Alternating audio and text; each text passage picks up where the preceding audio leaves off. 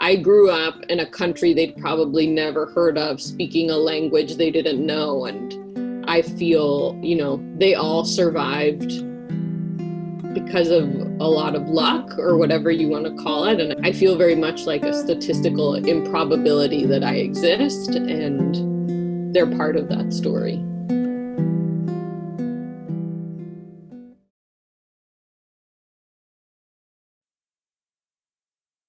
One cannot explore post-memory and generational trauma without learning about the Holocaust. In fact, Marianne Hirsch came up with the concept of post-memory while researching its aftermath and Art Spiegelman's graphic novel 𝐂𝐿𝐿𝐿𝐿. First, it's important to make sure that everyone is clear about what the Holocaust is. It is challenging to relay such painful history in minutes. But here is an answer provided by the holocaustexplained.org, managed by the Weiner Holocaust Library. The Holocaust, Shoah, is the term for the murder of around 6 million Jews by the Nazi regime and their collaborators during the Second World War. Between 1941 and 1945, the Nazis sought to eliminate the entire Jewish community of Europe. Jews were murdered by death squads or transported to extermination camps. 6 million of the 11 million European Jews perished. The Holocaust mainly occurred in Eastern Europe, in places such as Poland and Ukraine.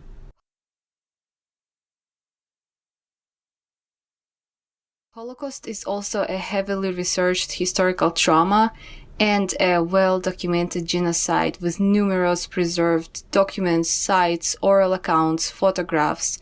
As someone from Russia, a country so closely involved in the Second World War, I am ashamed to say that we did not properly study it in school, hence this introduction. Also, it's valuable to refresh the definition of post-memory from previous episodes.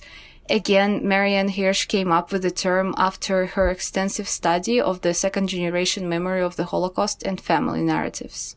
Post-memory describes the relationship that the generation after had to the personal, collective, and cultural trauma of those who came before, to experiences they remember only by means of the stories, images, and behaviors among which they grew up. It is to be shaped, however indirectly, by traumatic fragments of events that still defy narrative reconstruction and exceed comprehension. I know this is insane, but I somehow wish I had been in Auschwitz with my parents so I could really know what they lived through. I guess it's some kind of guilt about having had an easier life than they did. The legitimacy of post-memory can really be observed in Spiegelman's graphic novel 𝐂𝐿𝐿𝐿𝐿. The quotes from there are recited in this episode. Post-memory also helps us understand the surprising fact of historical trauma passing on to subsequent generations. I am honored to introduce Aurelie Mikhaili, who is a granddaughter of 4 Holocaust survivors and who generously agreed to be interviewed for this episode. The importance of this episode is not to relay the history per se, but to explore how that history plays out into the life of subsequent generations. And I'm just so grateful that Aurelie agreed to share.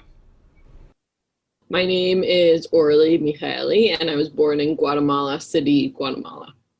So all 4 of my grandparents are Holocaust survivors, and each of them was born in a different country and has a different story. They didn't know each other before the war. I'll start with my father's side. So my grandmother Malka was born in Belarus. As her city was being attacked, she got on a train and she fled to Siberia with the rest of her family, and that's where she was during the war.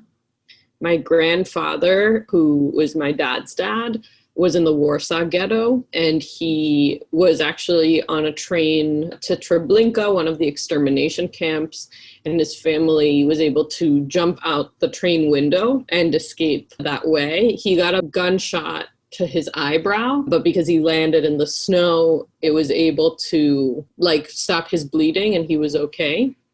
On my mom's side, my grandfather, George, was from the Czech Republic.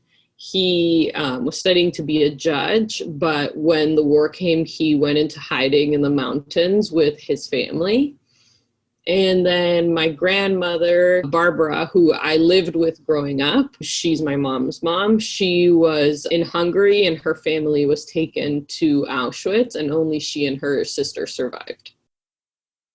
Sometimes when we learn about the Holocaust, we get extremely overwhelmed with the numbers and places on the large scale and forget how individual people and families were tremendously affected by it, especially if we come from distant backgrounds or backgrounds artificially made to seem distant, like Eastern Europe and Russia. I am also always curious about how people come to know the stories, especially those of traumatic experiences. Were the stories always present, bleeding into everyday life, or were they told at a specific moment? It's interesting because my grandparents had very different reactions to how they told the story and if they told it at all. On my father's side, so the first two grandparents I mentioned, they've always been very open about their story. They wrote a book together and like an autobiography. And I think they've also been documented speaking about their stories in different film versions of, documentations of testimonials. So they've always been very open. And as refugees, they went to Israel. So their book is in Hebrew, but my father read it to me and my brother out loud, translating it when I must have been around 11 or 12, and my brother was 5 years older than me. On my mother's side, I never met my grandfather, but my grandmother, who I mentioned I grew up with, was very hesitant to talk about her experience in the concentration camp growing up. My mom and her siblings didn't really know much about what happened. But as she got older, she became a little bit more open to talking about it. She eventually went to one of the classes of one of my cousins to talk about her experience, and seeing how much of an impact it made to share her story, she became gradually more and more open to sharing it. And toward the end of her life, maybe 1 or 2 years before she passed away, she and I also had more open conversations about it, just one-on-one. First thing, I think even talking about it, like I feel myself being nervous of like, am I saying anything that my grandma would not want me to say? And I think that has to do with like her sense of privacy. Marianne Hirsch, based on Spiegelman's mouse, argues that family is a context of the trauma transmission. Non-verbal and precognitive acts of transfer of the trauma occur in families. Then, the second-generation children, directly quoting from Hirsch, inherit a horrific, unknown, and unknowable past that their parents were not meant to survive. Second-generation fiction, art, memoir, and testimony, like graphic novel Mouse, are shaped by the child's confusion and responsibility, by a desire to repair, and by the consciousness that her own existence may well be a form of compensation for unspeakable loss. Was Marianne Hirsch reading my mind, or was I reading Hirsch's work? It's the latter, of course, but either way, you can sense how both Orly and I have mentioned threads of some sort of responsibility and confusion, and we both are third generation post-trauma, being grandchildren and not even the second. I kind of remember a turning point when I was around maybe 13 or 14 years old. I was in 8th grade, and we started learning about the Holocaust in school. It wasn't a Jewish school or a religious school, so there were people of all religions. So we were learning a bit about the Holocaust, and at first I went into it feeling like, oh, I know this is an important part of my family's culture, but I hadn't really made an emotional connection. And then I remember watching this film. They were interviewing someone who survived Auschwitz, and she was saying how she was one of the X number of people who survived. And I just thought like, wow, my grandmother is one of those people too. And just hearing everything she'd gone through, I just started crying in my class. And I went to the bathroom and I was just crying because I feel like I made an emotional connection with what had happened to her. And I was very much understanding that I would never understand what it had been like. The magnitude of what it had been. And I called my mom and she came to pick me up from school. And I think that was really a turning point for me and started a very deep interest for me in learning more about the Holocaust. I went to a couple of different seminars and throughout those teenage years to learn more. And I eventually interned at the Holocaust Museum in Israel before college. So it became something I was deeply, deeply interested for several years after that. I cannot forget. Ever since Hitler, I don't like to throw out even a crumb. Does the past, the history, bleed into the present? I can't say for sure, but I do believe it does. In my community, alcoholism, mental health problems rates are high, along with domestic violence. And most of my parents' siblings struggle with addiction. Does it have to do with the traumatic past? I think it might. I think it was translated in more subtle ways than someone mentioning it. But for example, my grandmother didn't like throwing things out. She liked saving a lot of things, all kinds of things. She just didn't want to throw them away. And I think that definitely came from a fear of not having things or you're suddenly being taken away from your home. She never wanted me to go anywhere without a sweater. I don't know if that's related, even though we lived in Guatemala and it wasn't particularly cold. And she was very anxious, I think, in a lot of ways, very private in a lot of ways. One of the ways that she was able to be saved, the things she did after the concentration camp was there's a program taking children who had survived from, refugee camps to the United States. And she was a little bit older than the cutoff age. And so were two of her friends who survived. And they decided that they would lie about their age so they could go on this boat. And, to this day, I don't know what her real age was really. She never told anyone.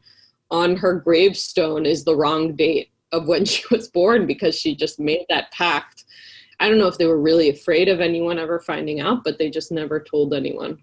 I also asked Orly how her vision of the Holocaust and her family history changed. I think in some ways it's evolved from being interested specifically in the Holocaust and the history, though that continued for me. In college, I took classes about it. And I think now it's evolved to being more of an entryway for me to understand other oppression and make me interested in other injustices in the world.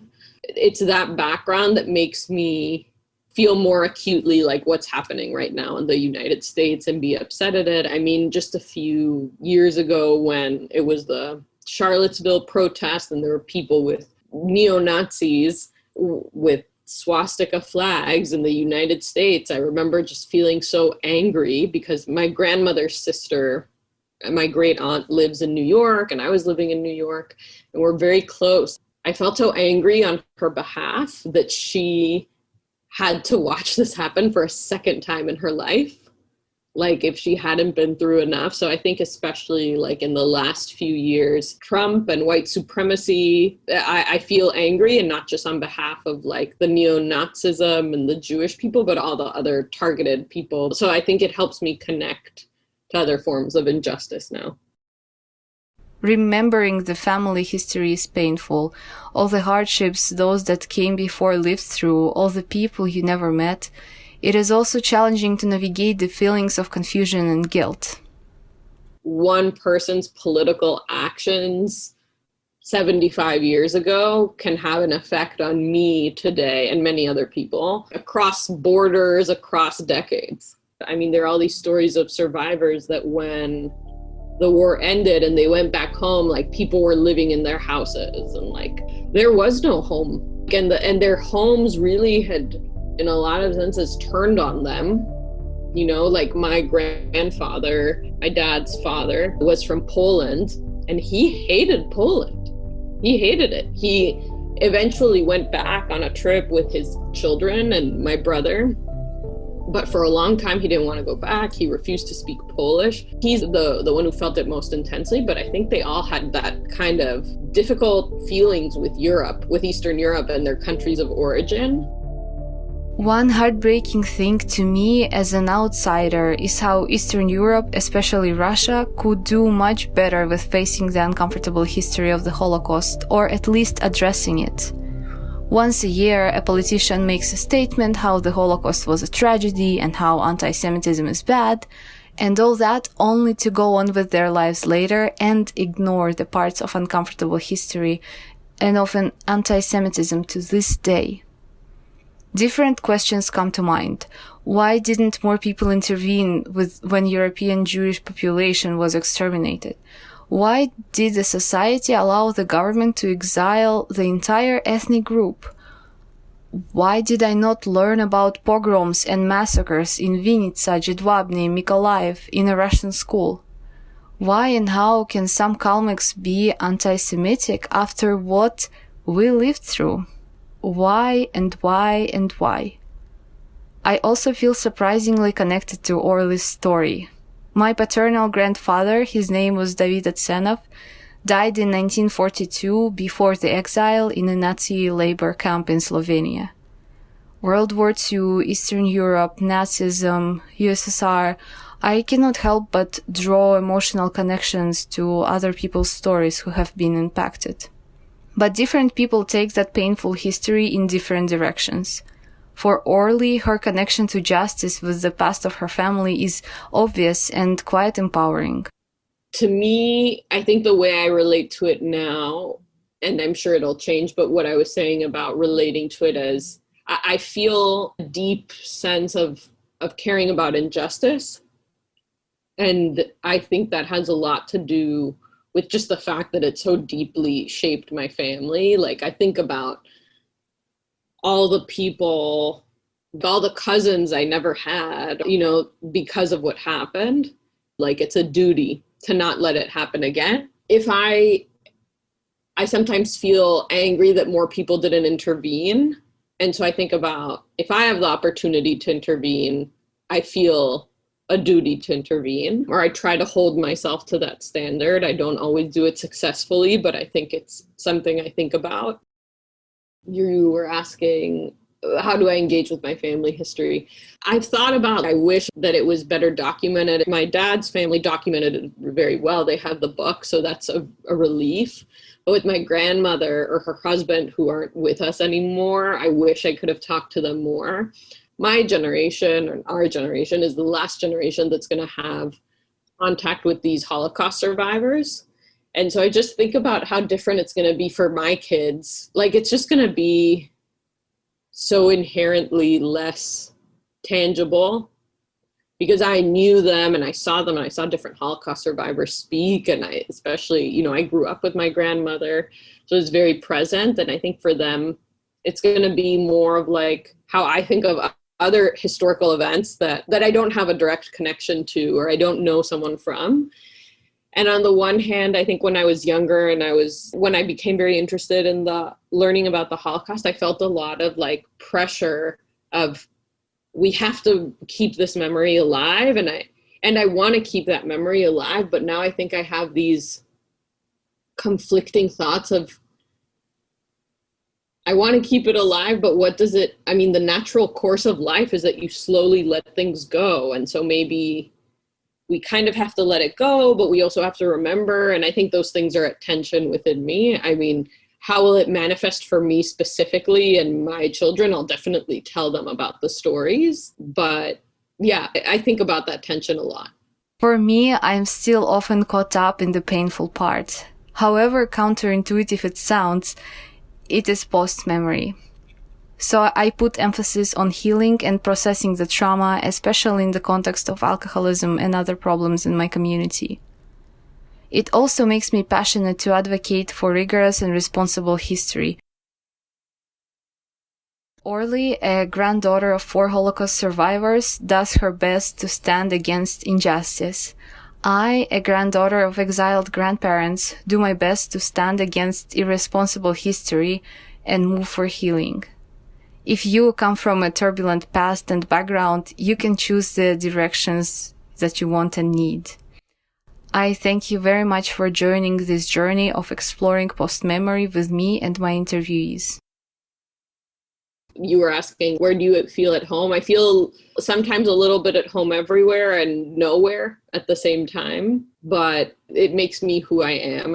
There's something very moving to me that those 4 grandparents, I grew up in a country they'd probably never heard of, speaking a language they didn't know, and I feel, they all survived because of a lot of luck or whatever you want to call it. And I feel very much like a statistical improbability that I exist, and they're part of that story.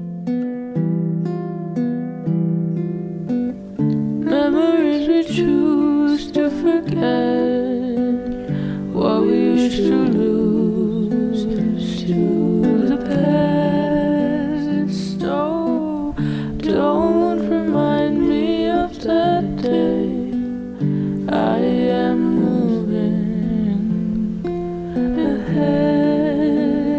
Oh, memories we choose to forget, what we used to lose to the past.